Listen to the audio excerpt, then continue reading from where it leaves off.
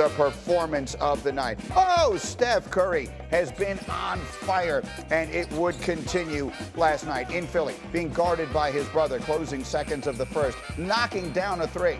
That's a sign of things to come. Steph had 29 through three, and then in the fourth quarter, he just took over. Watch Steph Curry around the screen.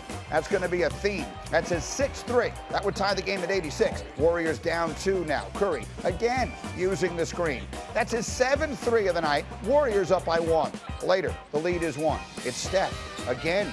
It's the same play around the screen. His brother can't get there. That's 8 threes. Warriors pulling away. 2 minutes left. Warriors by 6. You're not going to believe it. It's Steph again. That's his 9th. Warriors up by 9, and then just for a good measure, how about breaking it into double digits? Just over a minute ago, the lead is 6. That's his 10th 3 of the night. 49 points for Steph Curry, his 11th straight game with at least 30. You can't spell Steph without MVP.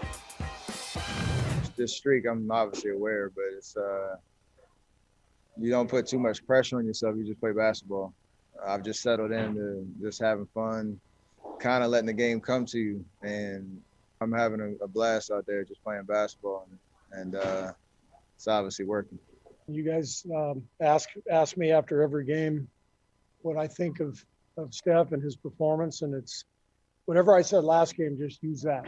It's just utter amazement at this guy's skill level, heart, mind, focus. It's just amazing to watch.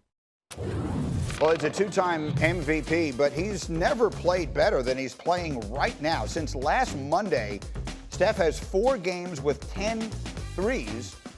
That stretch alone would give him the 3rd most such games all time. That's since last Monday. He's also the first player ever to average 40 points, 50% from the floor, 40% on threes, and 90% from the line over an 11-game stretch.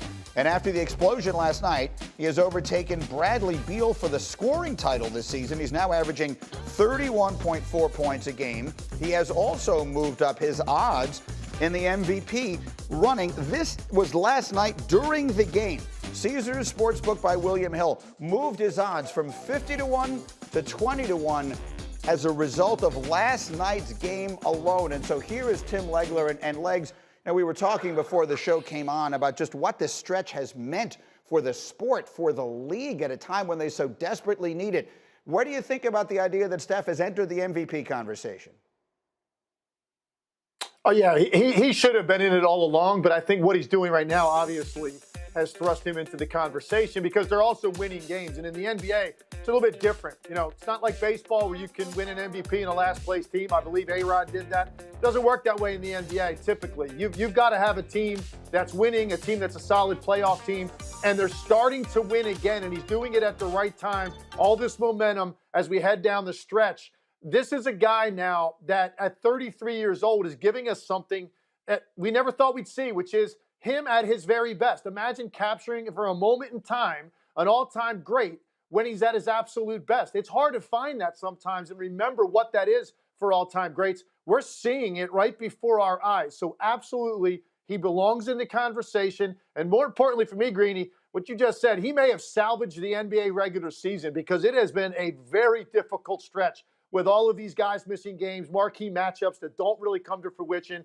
He has now created so much interest with what he is doing and so much electricity that he is really single-handedly saving the regular season for the NBA and giving us a great prelude for what the playoffs could look like. I agree completely. He plays with such a joy that it is contagious and delightful to watch. Again, he has 6 games with at least 10 threes this season. No other player has more than 5 in their career. So what Steph is doing is ridiculous. But you brought up initially the idea of this team not being in the play. Right now, they're not even assured of being in the playoffs. They would be in that play-in situation. What do they look like to you right now as far as a team that could do some damage if they get in the playoffs? Well, look, they're still obviously a team that's shorthanded, and that's going to be tough. Their rotation isn't very deep. But when you have a guy this high that does this kind of destruction to what you want to do defensively and totally redefines how far out you have to extend your defense and the number of bases you need to cover and how easy that makes the game for other people, When you have a guy like this at his absolute best, Greeny, would you want to play him in a one-game situation in a play-in? I certainly wouldn't.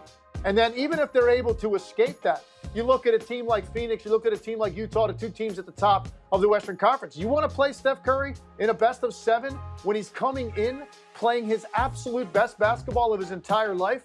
It's a dangerous proposition. What this guy is doing right now to defenses, it's almost impossible to ask that much of your bigs to be that far out on the floor that often to contain this guy. And that's what he is doing right now. And he's certainly making those early games, the play-in games certainly, and then maybe even a best of 7 with a team like Utah or Phoenix in the first round, much more interesting than we ever thought it would have been.